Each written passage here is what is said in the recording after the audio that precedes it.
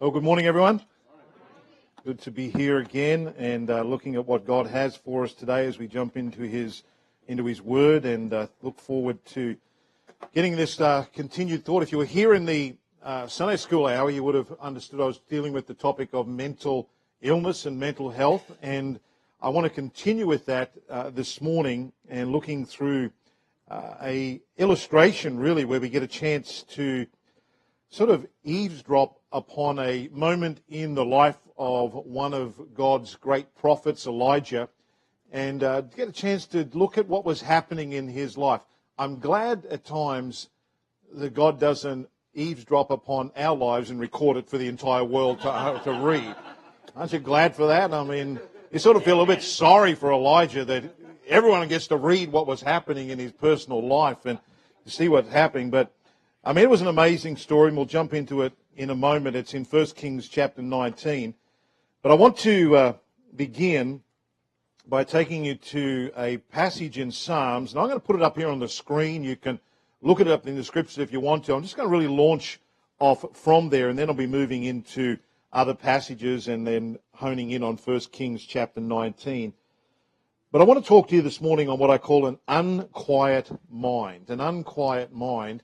And I take that from a passage in Psalm 42 where David is writing about his mindset and where he was. And David writes this statement, and he says, "Why art thou cast down, depressed, down, in the blues? Why are you cast down, O my soul?" Now, I never knew you could really talk to your soul until I'm reading David here speaking to his own soul. "And why art thou," notice the words, "disquieted within me?" And then he answers himself, "Hope thou in God." And I spoke a lot about hope in that first session. "For I shall yet praise him." It's not happening right now, but I know there is a future. And I'm going to praise him who is the what? Health of my countenance. The one who actually helps me even the way I visually look. And you know, sometimes when as I travel or as I'm speaking to people in our church or dealing with that issue of mental health, and you speak to a person, sometimes before they ever come and talk to you, you can look at their face and I can say, that person's struggling with a mental health issue. It's on their countenance. And God says, and David says, God's going to be the health of my countenance. It's going to be there and my God, and I can see this. And I think David really just gives us this little insight. But what got my attention was these words, this word disquieted. Why does it seem so noisy inside of me? Why does it seem like there's an unrest going on inside of me? I can't get that. And hence I've called this idea the unquiet mind. I want to talk about what happens at times when there's an unquietness. I'm disquieted within me from here. How do I deal with that? And how do I get over those things? What do I work through? And this is what I want to look at this morning and hopefully take you through a journey. What I do understand is this, that every single one of us get discouraged. Would we agree with that? But some get depressed. And there's a distinction between simply getting discouraged and getting depressed. Discouragement is more than, depression rather, is more than mere discouragement. Depression is going to leave you in an emotional state. There's a word that I sort of connect when I think about depression. It sort of brings you to a point of an intense state of feeling sad, generally a state of dejection, apathy, but for a prolonged period. And there is one word that is often connected with that, and that's the word hopelessness. That I feel hopeless in this moment. And as I mentioned before, that when you lose hope, it's very difficult then for a person to just have some faith in God. Put your faith back in God, because when you don't have hope, it's hard to have faith, because faith is the substance of things hoped for, as we think through that. Now, what I do know about depression is, and I'm honing in on depression for this session today, that depression is no respecter of persons. You'll find people like King Saul, kings in the Bible, nobility in the Bible, went through moments and periods of depression. Figures in history, like world leaders, Winston Churchill, went through moments of depression. In your own country, sadly, people, comedians and people even took their life, gone through moments of mental illness and stages like that. And what I understand is depression is no respecter of persons, no respecter of places, cultures, times. It's there, and depression is going to be what I call a silent killer. It's just in people's lives, and you wake up in the morning and you can't get away from it. You're at lunch with your friends and it's just nagging you. Or you take your kids to a sports game and you have this constant feeling of despair. It's there. My wife says it's like a morbid spirit of darkness. My wife has suffered with mental illness for 25 years. Suffers with bipolar and has those moments where she is in deep depression and other moments where she is in high mania moments. But she would say to me that it seemed like it just washes away your personality and you're just left numb and your mind gets tired from the constant pulling and tugging in your mind, and it's a disquieted mind, the noisy, unquiet mind. And I know that our minds and our bodies are absolutely connected. Jesus knew that. In fact, when you think of Jesus' ministry, teaching, preaching, healing, that a third of his ministry was dealing with health care, that he was obviously concerned about our physical well-being, our mental well-being, our emotional well-being, as well as our spiritual well-being. Jesus was very much interested in all those aspects. Now, what we find about mental illnesses, it's difficult at times to understand them as opposed to some other physical illness. If I had a cancer or diabetes or a broken arm, you can see it, you can test for it. Unlike mental illness, you can't do that. There is no test for these things. And you say, well, what do I do with those things that I can't see? How do I deal with those unseen things of life? What do I deal with them? And how do I conquer the mental illness? And what do I do? Is it demonized? Do I discuss it? How do I work with it from there? Just trying to get that slide to move, guys. It just seemed to stuck there for a moment. How do I deal with some of these things? They're the unseen things of life.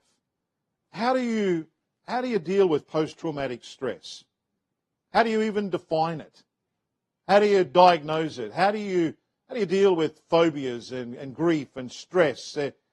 They're things that are the unseen things that manifest themselves physically, but it's not the physical thing that's the problem, it's the unseen thing that is the trigger or the issue that's causing those issues from there. Now, what we do know is there's an awful lot about mental health that we don't know, and there's an awful lot that we do know.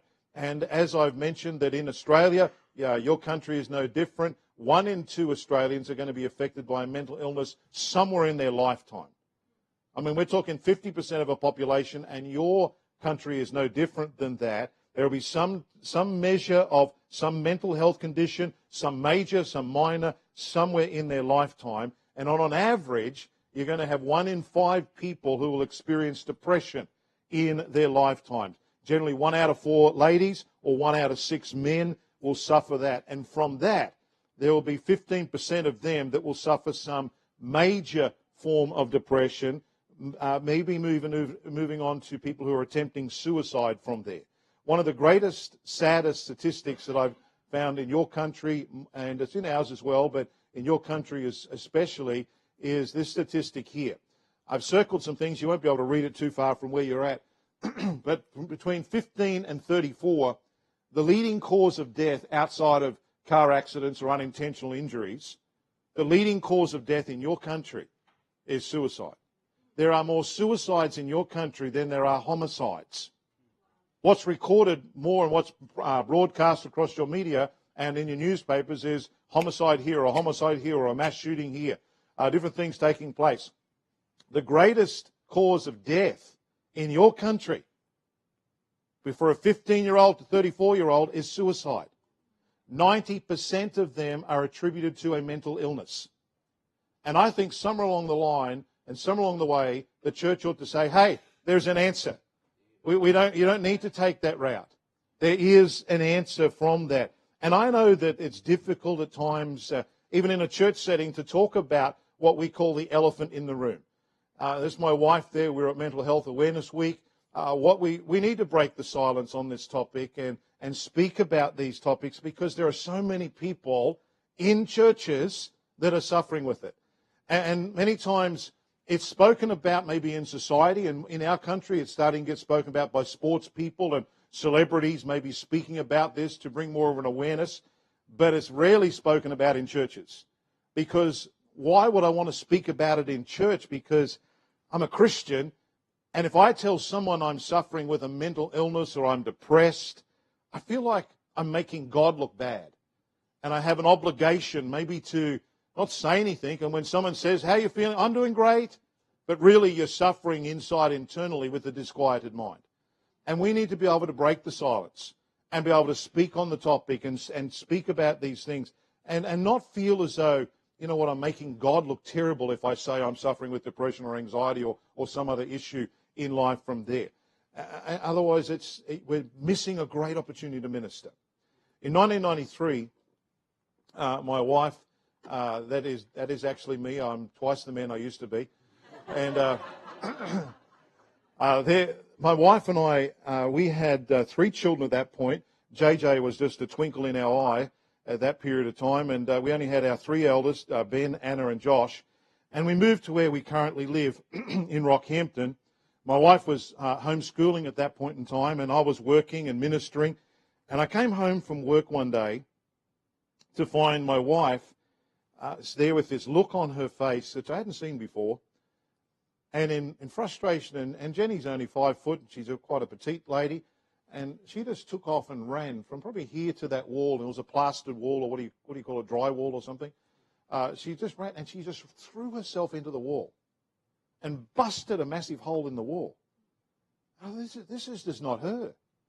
And there she just fell to a slump, sobbing, and we couldn't work out what was happening or what is going on. And I didn't realize until later, and nor did she, that we had an unwelcome visitor who came into our home, and that visitor was bipolar. We didn't know anything about it. And we went on a search from there with the dilemma on what on earth was happening to what is wrong with you, what is wrong with me, what is happening. And she'd have these incredible lows where she would go so low and become so depressed and lose her appetite and she got down to about 80 pounds. I mean, she was suffering brain fog, suicidal thoughts. She said the pit was just so deep, and we didn't know what it was. Went to different doctors, and I remember the first doctor we visited, he didn't know what could do. He said, I don't think there's really anything that can be done. Just take your wife up to the psychiatric ward and just leave her there. Well, that was not an option for me, and I said, I'm not doing that. We'll keep searching and try to work something out. And then there was diagnoses that people would come up with and say, it's all in your head. Well, it was. We just didn't know what it was that was in the head. It's just nothing wrong with you. It's just, no, there is something there. And then she would go through delights. We'd call them the highs. And she would go on to massive highs where she would be awake for days on end and like a euphoria in her life where nothing was unachievable. And a complete opposite to where she was. There was a time there, that's my eldest boy, it was his, I think it was his 15th birthday or 16th birthday or something, or 16th. And his birthday's in January, but she decided to bring her birthday cake in May. And she'd made this massive birthday cake, interrupts the class in the middle of May, and tries to get the entire class to sing happy birthday. She's in an ecstatic high. This is a wonderful time. To my son's embarrassment, it wasn't a wonderful time for him. But we talk about these things, and our kids laugh about them now. We we look at different things. I remember one time she woke up. There's JJ in his elder brother's arms as a little baby. This photo was taken at 4 a.m. in the morning, as my wife had been up all night. My mother had been staying with us, and she decided to bake another birthday cake for her and wake all of the children up at 4 a.m. on a school day. And just let's all get together and sing happy birthday to Grandma. And then let's go out in the backyard and let's pick some mangoes off the tree. You can see the great delightful look on my eldest children's faces as they're being waken up by their ecstatic mother. And she was so happy about all these things. And there were things that would happen in her life that she would go up and massively high and then a massive crash. And we're thinking, what on earth is going on? We didn't have a clue until we discovered this thing called bipolar disorder. We realized, hang on, now we understand some things. The last time I was here, I had a phone call from my wife, and she decided to go fishing by herself, and she went out to an area on the down near the beach, we're about half an hour away from us, went out onto the rocks, and decided just to go fishing. She hadn't been fishing like for about 20 years, but she was having a great time, and the tide came in, and there she is trapped on these rocks in the dark, and waves are crashing. Fortunately, she had her mobile phone, and she had the presence of mind to put it in a plastic bag. And she texted me. She said, "I'm stuck," but she was quite happy, and she was in this ecstatic mood. To which I then rang my sons and said, "You need to get down there and find your mother and call the Coast Guard, call someone. She's trapped on some rocks," and she was just having a great time, and didn't realise that, hang on, you could be in a major problem right now. There is some major issues happening. And so we often now joke around about those things. She was safe. She got out and no problem. But we joke around things and we just say, no fishing today. We text, no fishing. Let's just, no fishing while I'm away. Just stay as you are from there. But she's gone through some terrible treatments. She's gone through shock treatment several times, ECT as they refer to it. And as we've learned, brain chemistry is a very, very difficult thing. There's no scientific test to work it out and what's going on inside of the brain, the chemicals and all the things and the wiring. But we do know there are times where she'll just wake up and she is like Tigger in the morning, or she's like Eeyore in the morning, and she can't determine which one she is. One day she wakes up and she's just on massive high. The next day she'll wake up and she's Eeyore and can't get out of bed. And she doesn't sort of turn that on or off. It's not like she wakes up and says, "I think I'll go into depression today." It doesn't happen that way. It's not those things that just moves on from there. And I think with those things in mind, we start to wonder, well, what can we do? And that was one reason we wrote a book called Poles Apart, which is out there in the lobby, and it sort of explains mental illness and what does the Bible say about this concept, and is there a biblical answer to these things? And we offer different solutions to the different things that take place. And this is where I want to launch into now on the life of Elijah and get you to think about this idea of depression. I'm not going to focus on the anxiety issues or the high issues. I want to focus on depression because it's more prevalent among people's lives in different aspects of depression. So when we think about depression, I want you to think about it this way. Depression can be of a couple of different sources. There is outward source for depression, which we will call circumstantial depression. In other words, there have been moments in your life that maybe it's because of a short-term incident that's happened that has triggered it. It could be a divorce, it could be a loss of a loved one or a loss of a job or a disappointment. And it's just an external circumstance that has triggered a depressive incident where you've gone into a depression and it's something that has happened because of a circumstance or a trauma or a change. Now, those things can simply, you come out of them in time. It's a time issue. Sometimes it's cognitive work as you work through it. Then there are other types of depression, which is more of an inward source. And that's where you would talk more about clinical or chemical depression, where it's not something there is any circumstance that has triggered it. There is not something you can pinpoint down to say this is what was triggering this thing, this is what was affecting you, as much as it's part of who you are. Something's out of balance. Something's not there. If your body, excuse me, is not producing enough insulin to break down the sugars, none of us think anything of going to get something to chemically supply our body for what it is lacking. We simply take that insulin. Similarly, if your body isn't producing and regulating your heart rate properly and your blood pressure properly, again, we think nothing of going to take some medication to help reduce our blood pressure and no longer endanger our heart. We think nothing of that. But when somebody is not secreting everything correctly in their brain, not their mind, their brain, the brain is the organ, the mind is your spiritual part. When the brain isn't secreting things correctly, we tell a person, well, you need to pray about it. But we don't tell a person who's suffering with hypertension, pray about it. We don't tell a person who's suffering with diabetes, pray about it.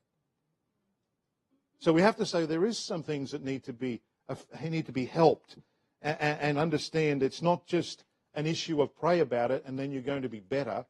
There are some physical things potentially that need to be affected in a person's life. Have you ever seen a dirty algae-infected pool? And it's just green and thing. How do you get it back nice and clear? You shock it with a whole bunch of chemicals. You throw the chlorine in there and all of a sudden that murky, muddy, over time will start to come clear. Well, sometimes your brain gets a little bit murky and muddy. And sometimes it may need to be shocked in order to be able to start to clear things back up so you can focus and can start to work through cognitive issues and work through that. So what I want to talk to you this morning about is the issue of depression and what happened in Elisha's life. And I believe God gives some answers to help us when we have an unquiet mind. And here are some of the things I want you to jot down. Firstly, you have to recognize some triggers in life. Now, in 1 Kings chapter 19, we don't know if Elijah had some chemical issue or circumstantial issue. I don't know what he had. I do know specifically there were some circumstances, but we don't know whether he had some chemical issues involved. We don't have the insight into that. But what we do know is he got to a suicidal moment.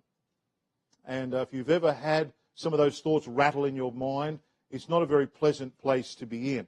But there were some things in his life that we can pick it up. So pick it up here in 1 Kings chapter 19 and verse 1. And here is what I want to show you. The scriptures will be on the screen, or you can jot them down and follow them along and mark them in your Bible as well. And Ahab told Jezebel all that Elijah had done. And so she is obviously coming against him, and with all how he had slain all the prophets with the sword. And then Jezebel sent a messenger unto Elijah, saying, so let the gods do to me, and more also, if I make not thy life as the life of one of them by tomorrow about this time. A threat. She has just threatened him. And then at that moment, notice what happens in verse 3. He picks it up, and when he saw that, he arose, and what did he do? Went for his life. And came to Beersheba, which belongeth to Judah, and left his servant there. And so the next thing, excuse me, let me take a drink here. The next thing you see him is he's getting into a state, he's gone for his life, fear has gripped him, and he's took off down into the desert place. Left his servant there, and notice what the Bible says in verse 4. But he himself went a day's journey into the wilderness and came and sat down under a juniper tree, and notice what he said. And he requested for himself that he might die. That's very serious. And he said, it is enough. Just can't take anymore. I've just had enough. And that's where you say, I just can't deal with this anymore. And you're afraid to answer the phone, afraid to check an email, afraid to check your phone. I don't want to open another envelope. I don't want to go to work the next day. I don't want to face people. And you've come to that point where you say, it is enough. This is where Elijah is. It is enough. And you say, what happened to him? What had taken place to him to get to that moment where he's requesting that he might die? What took place in his life? I want to give you some things that are triggers in his life that can be triggers in our lives. Here's the first one. He was fatigued. He simply had worn himself out. He was physically exhausted. And your physical state can affect your mental state. They're connected. And for 3 years, Elijah had just been run ragged and had been massive spiritual battles, massive spiritual high, and he had worn himself out. Now, I don't know about you, but when you ever get physically drained, sometimes you can just flip out over the smallest thing. And you go to the cupboard, and there's no sugar left in the cupboard. And you just made yourself a cup of coffee, and you've got no sugar left. And you just start going, there's no sugar! And you say, it's okay, we can go down the store and get some sugar. Or you go to press the stapler, and you go to staple something, and there's no staples left. And you just flip out. And you think, what is going on? It's just a stapler. And we do it. Sometimes it's just simply because I'm just stretched and physically had it. And I mean, some of us are running here, doing full-time jobs here, and taking care of this and running there, and we just absolutely had it. And that can be a source of a trigger that can just sort of put you into a moment where you are becoming more vulnerable to mental issues. That happened in Elijah's life. He was physically exhausted, fatigued. Here's another one. You can be fearful, and you can let your worries start to consume your thinking. Jezebel had a threat, and that threat against him consumed his every thought. It started to consume him, and it overwhelmed his faith. And what you find in this great prophet's life was his focus shift. And he shifted from God to his problem. His focus had gone that. And what was causing that? What was causing the shift? Fear. All he could think about was this threat. And you know, threats bother us all the time. They loom in our life. The threat of being sued. The threat of losing a business. The threat of losing a job. And they're unspoken at times, but they're a threat. And they just plague us from there. And I'm not sure if you've ever been threatened in life, and through your thoughts even. It wears you out. You know, your mother died at 52 of some rare disease, and you're 51, and all of a sudden that threat hits you. I wonder if I'm going to get what my mother had. Or my father had this, and I wonder if that's good. And that threat gets on you, and if you're not careful, fear grabs hold of you. And next thing, it's another trigger that's triggering you into a mental state. Then there is the thing where he actually just fled. He started to shut people out. He started to isolate himself. He started to push people aside. And you notice in verse 3, he got to a certain point, and at the end of the verse, he left his servant there. Then he took off by himself. And when you start to look at where he went, I mean, he had a big journey. He's gone from Jezreel all the way down to Beersheba, and then he's left him there and gone further. A massive journey where he's taken off, and he's just said, I'm not going to let you in.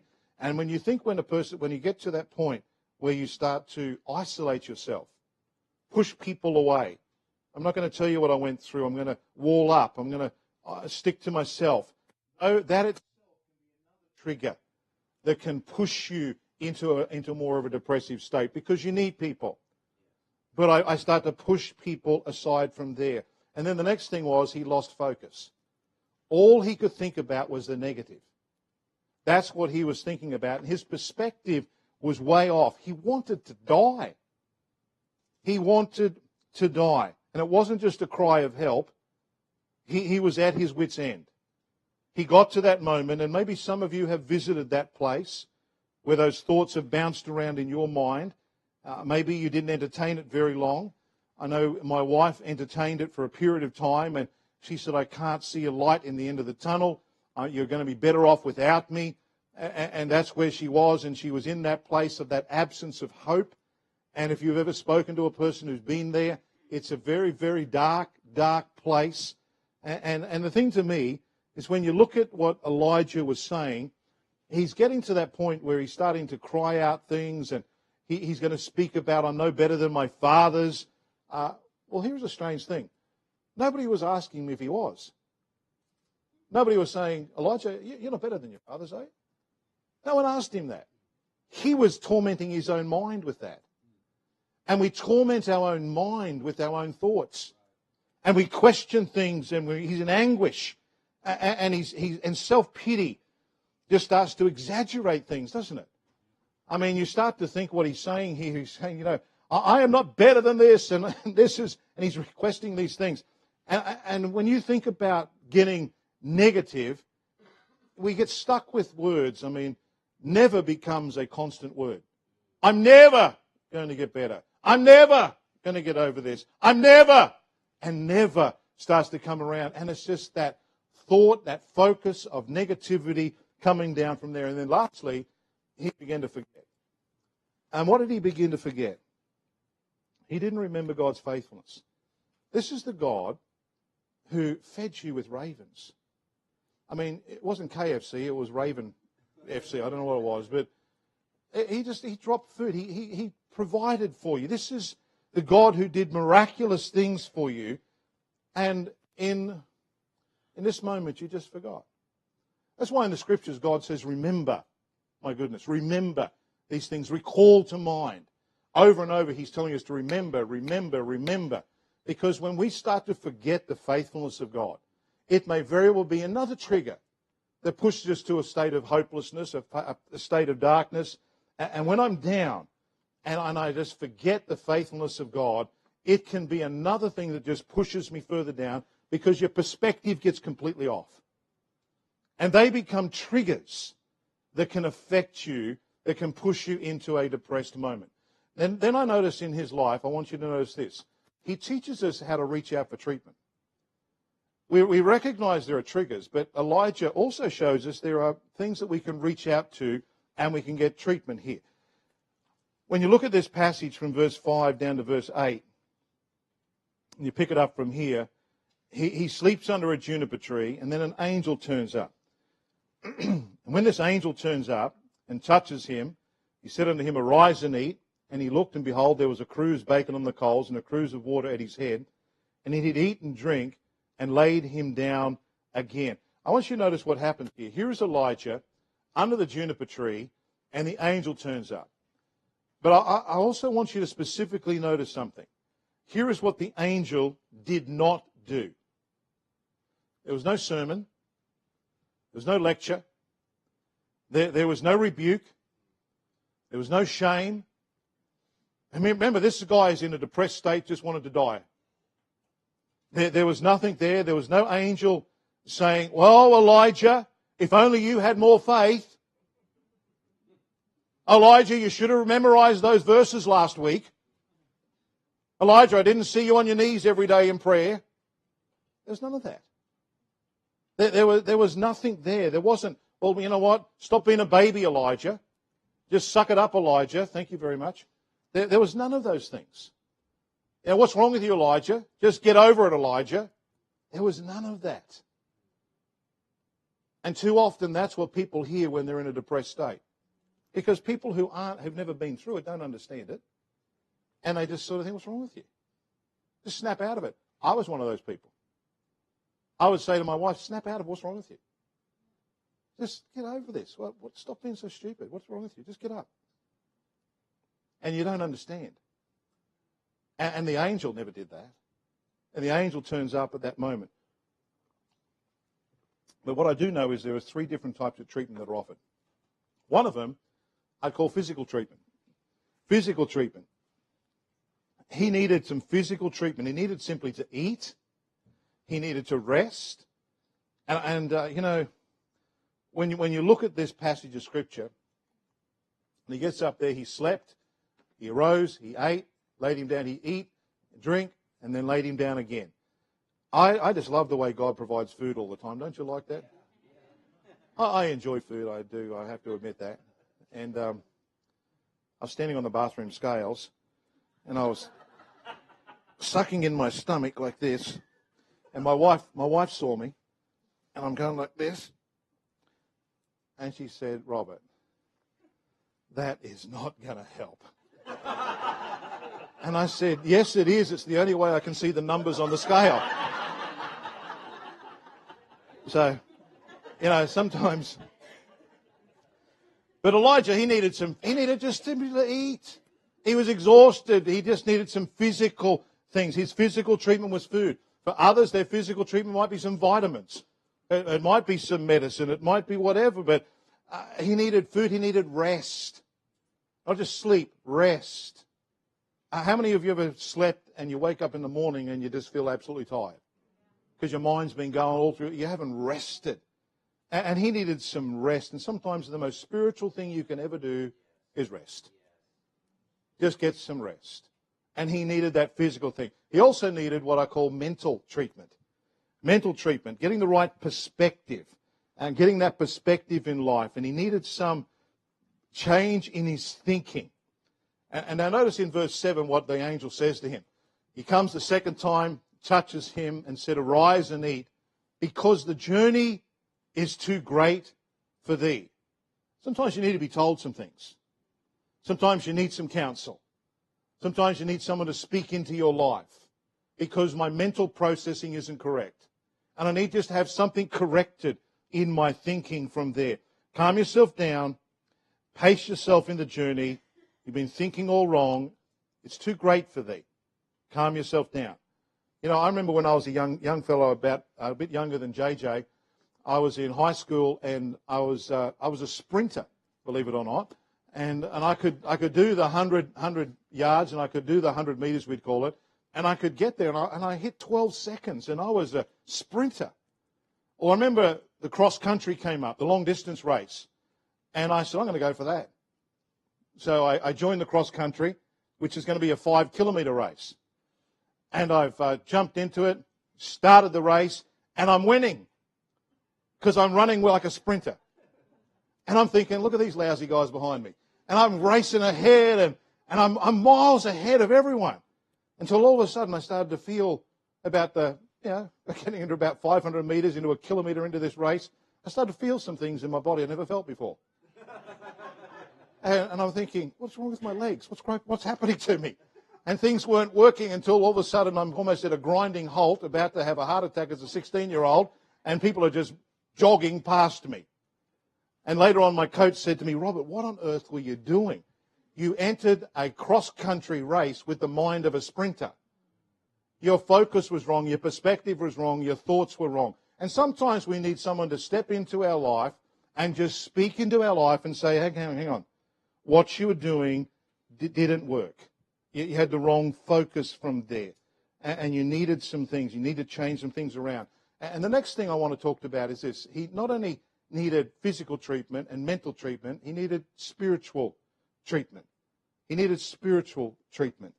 And this is where he gets to his life, where God says to him in verse 8, you've had physical treatment, you've had some mental treatment, but you need spiritual treatment.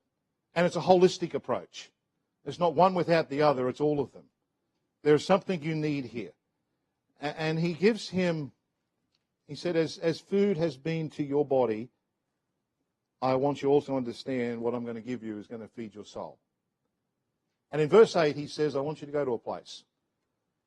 And he arose and he went in the strength of that meat, 40 days and 40 nights unto Horeb, the Mount of God. He went to a certain place. He went to the Mount of God. And he went in the strength of that meat. I mean, 40 days and 40 nights, that's a pretty good meal. I mean, I've eaten some good meals. I mean, you eat some meals and you jump up and down to shake it down so you can get more in. But I've never eaten something that lasted me 40 days and 40 nights. So I think he's given us something more here, that sometimes God's going to feed you with something that's going to sustain you longer. Man shall not live by bread alone, but by every word that proceeded from the mouth of God. And he said, I need you to get to the Mount of God. And I want you to get there. When you get to that place, I want you to get some input from me. You've eaten, you've been strengthened, and now I want you to get to the place. And sadly, when people sometimes go through mental illness, they may get some physical help. They may get some mental help. But they avoid the Mount of God. They avoid the very place that they really need. That's going to minister to the soul. It's going to minister to them at that moment. And I think about this, that what he needed was he needed to just go spend some time with God. Now here's the other thing. Sometimes we just tell a person, just go spend time with God. But we neglect the physical and the mental. It's a holistic approach. Everything is there. When Jenny was down in different times, there were certain scriptures that were a great help to her. There were certain songs that we would sing and play. Sometimes I used to have a guitar and I'd sit there and in her really low moments and I'd sit there and play on my guitar at the end of the bed and just sing. And sing some different songs to her. And try to feed her soul. And try to say, this is truth. This is what God is saying. And it's very hard to receive it at times, but you'd still give it. And you'd sing it out from there. And I think when we go through our book, there is a section that we wrote through. And we give one section there, we talk about 25 practical solutions. And we speak about 16 of those that are mental, that are physical, that are aspects that everyone can access, that are necessary and helpful. But then we talk about 9 different practical solutions that are purely spiritual, that are available to the Christian. And one of the great joys of being a Christian is the fact that God supplies all things. And to know that. And so we talk about those things that God can do just for the Christian. We cannot dismiss spiritual treatment or physical treatment or mental treatment. They all work together. And Elijah needed all three. And so too do people who are going through illnesses need that. And let me give you the last thought here. Elijah then had to replace the lies with truth. Now he's in an ability where he can start to focus and start to concentrate and start to work through some of the processing of his mind. And his thought life is absolutely crucial with discouragement. It's crucial with depression. Whether you have circumstantial depression, whether you have clinical depression, we have to guard our thoughts. And when we pick it up in verse 9, I want you to notice what God says here in verse 9. And he came thither under the cave and lodged there. Behold, the word of the Lord came unto him and said unto him, What doest thou here, Elijah? What are you doing here? What's actually happening here? And I think what God wanted Elijah to do was to verbalize what lies he was believing. And I want you to notice here in verse 10 what happens. When he comes in verse 10, I want you to tell me whether this is true or false, because Elijah now speaks back to God. And here's what he said. I have been very jealous for the Lord God of hosts. True or false? What would you say? True. He then goes on and he says this. He goes on and says this. For the children of Israel have forsaken thy covenant. True or false? True. Then he goes on and he says this. Thrown down thine altars. Was that true? Absolutely true. So three things he said are true. Then he makes this statement. And slain thy prophets with the sword. Is that true? Absolutely true. And now he comes to another statement. And this is what he's verbalizing to God. He comes through and says, and I only am left. And they seek my life to take it away. True or false? Absolutely false. But he believed it as absolutely true. To him, that was a truth. And when you believe a lie as a truth, now that's going to mess up all my thinking. And I will start to live off a lie that's a lie and thinking it's true. And that affects me. I act upon it. I behave accordingly because I'm believing a lie. And Elijah was believing an absolute lie. And what was happening at that moment, he was owning far more responsibility than was actually his. He's saying, I'm responsible for all this, and I've got to take care of all this. And next thing, God's saying, no, you don't. That's a lie. But he took that on as himself. Sometimes we start to think about, well, there's nobody who ever cares for me.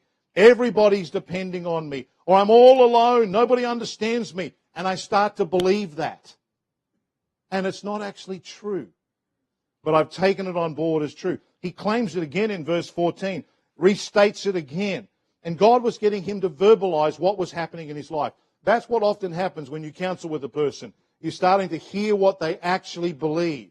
And then you can say, that statement and what you're believing isn't actually true. And the thinking needs to be corrected. By verse 18, God starts to correct his thinking. Verse 18, he says, I've left me 7,000 in Israel, all the knees which have not bowed unto Baal, and every mouth which hath not kissed him. And he said, Elijah, what you're thinking is not true. I got 7,000 others. And you're believing something. And I could only imagine what God might say to us at times when we start to verbalize or even subconsciously state what we believe, that they're actually lies. Oh, my marriage will never be great again. Why? Why? I thought God specializes in resurrection. Well, my child was never going to come back to Christ. Why? I thought with God all things are possible. Well, my life's never going to get any better. I'm going to be like this the rest of my life. I'm going to be alone the rest of my life. My husband's never going to believe in Jesus. My wife was told, Jenny, you're just crazy. You're a nutcase. That's the way you're going to be. Imagine if she believed that. I was told when I was a young man, and this was freshly diagnosed. Robert, you know, the best thing for you is just to leave her, take the kids, go and start a new life for yourself. You're young, you've got a whole life ahead of you. You don't want to be shackled with this the rest of your life. You know, why don't you just go and live your life and enjoy your life? She's never going to change. Imagine if I believed that lie. You know, there are lies that are just fed to us. And next thing I believe it as a truth, and I'm acting upon it. Elijah had to replace lies with truth. And God comes through and corrects him. And what we've been able to discover, and my wife and I have come through and said some things like this, that your illness is not your identity. This is who I am. My chemistry is not my character. We don't have to believe that. We don't have to hold on to that. My wife will say this, that, you know, she'll say, I have bipolar. I'm not bipolar. I'm not my illness. My illness is part of me. Because here is where my true identity lies. My true identity lies with Jesus Christ. I am who He says I am. That song that you sang there. That's who I really am. I'm not who I say I am. I'm not who someone else says I am. I am who God says I am. And I'm in Christ. I'm His child. And that's where my identity lies from there.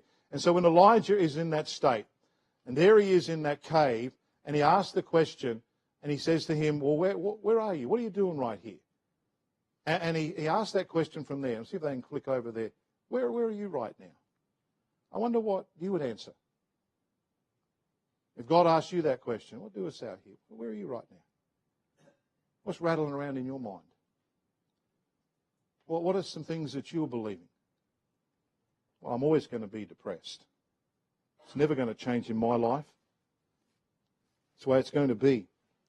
Maybe God might say, well, that's not actually the whole truth. There's 7,000. There are other people who do care about you. There are other believers who will surround you. There is a church that will love you. There is a pastor that will care for you. You don't need to believe those lies. I love that passage where Elijah, earlier in the passage in verse 12, he listened to that still, small voice. And it was that still, small voice that spoke to him. And sometimes when we're at our lowest, God seems to speak the softest. And it may just simply be a verse, maybe a phrase, maybe a line in a song. And it simply just says, I'm with you. I will not forsake you. I'll never leave you. You're not alone. I am enough. And sometimes those little voices, those little encouragements are what give you that little glimmer of hope to say, God, you're right. My thinking was off, but I can trust in you. What I love about Elijah was when you think about this, he ought to thank Jezebel, because Jezebel propelled him into his real purpose. And God provides you with a whole purpose. He ends up going on anointing kings and anointing prophets and doing an amazing job from there. He moved into a greater role of mentoring. And the juniper tree was a classroom to the cave and to where he moves on to a whole new purpose. And my wife and I look at what's happened to her, and we don't see it as a curse. We don't see it as a problem. We see it as a gift. We say, God, you've gifted this to us. This is what's been given to us. And we look at this as an opportunity, God. You've allowed this to come into our lives for a reason. And we can now use this. We know all things work together for good. To them who love God, to them who are called according to His purpose. And God, we want to be used of you. And as I've said, Jenny and I have been able to speak to people. She's been able to encourage people. When she's had hospitalization up in the mental hospital, there's been times where now she goes back up there simply to be a help to the people that are in there. They said, Jenny, could you come back up? You're such a great help in the counselling sessions. She'll sit in the support groups up there and they'll talk about issues and they'll say, you know, Jenny, you don't swear, you don't carry on all these things. You just keep talking about something that helps you. And I know we don't all have your faith, but we're very encouraged by what you say. And from that, she's been able to reach out to people. It's been a huge thing. We see there is a great benefit and a great help. And we've always said this, that the church ought to be the safest place on planet Earth. And we ought to be a place where people can come into. And as I said in that first session, the reason we know that we can be a help to people is the very fact that every single one of us are broken. Every single one of us are broken.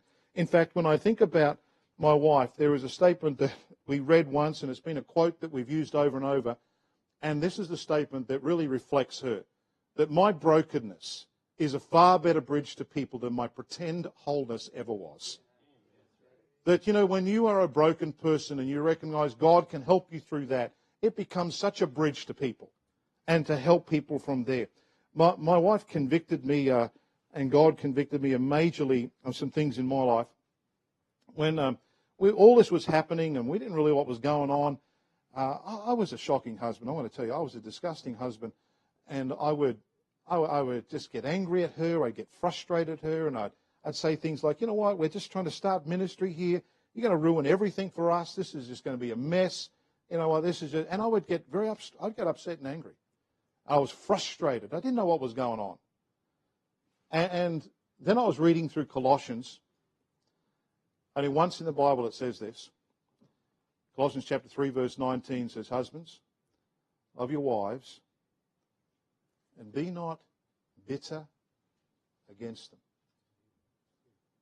And I want to tell you, it was like a Holy Ghost sledgehammer. And just hit me and realized, you self-righteous, arrogant man. Who do you think you are? And I want to tell you, that became such a conviction that hit me that I realized I'd become so bitter. I wasn't loving her. And God, we're to minister to each other, and this is my ministry and I'm hers. And it just changed the whole perspective for us. I repented of where I was and looked at those things and realized, God, this is where we ought to be. And God has used it now. And has there been ups and downs? Absolutely. You travel with a person through mental illness, and there are difficult moments. And there are tough moments. But you recognize, God, you're still in the midst of the tough moments. You're in the midst of the good moments. You're the God of the valleys. You're the God of the hills. You work through all of those things there. And I often mention about my wife, and I think I call her my hero because of this reason. A hero is someone who's succeeded while struggling with the same problems others have used as an excuse for failure. And she could have thrown it in so many times, and she doesn't. And she just keeps pushing ahead and pushing ahead and pushing ahead. And I just appreciate everything that she means to me and what she means to others as she's been able to work through her journey through with mental illness. And you know what I think about with Elijah, going back to his story? What was the greatest fear Elijah had? What did he run for his life for? Because someone threatened to kill him. Anyone know whatever happened to Elijah? He never died. You know what's amazing to me? When I think about Elijah, he never even experienced his greatest fear. How many things we ever just worry about and fret about, and God said, I'm never even going to let that happen to you. He never even died. And God just took him. And up he went. And he's left us with a legacy to now look at someone and say, you know what? We can go through these moments, but God is the one who's going to be there for us.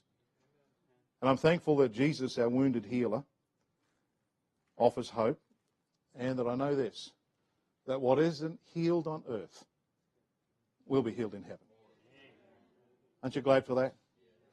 He's such a great God. Let's bow our heads in prayer, and Pastor, I'm going to hand back to you to close how you see fit from here this morning.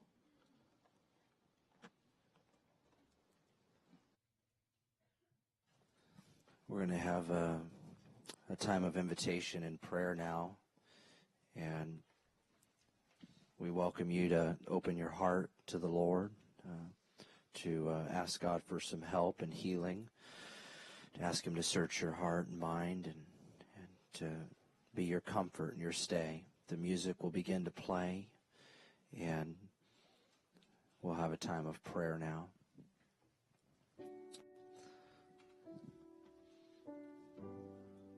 The altar is open.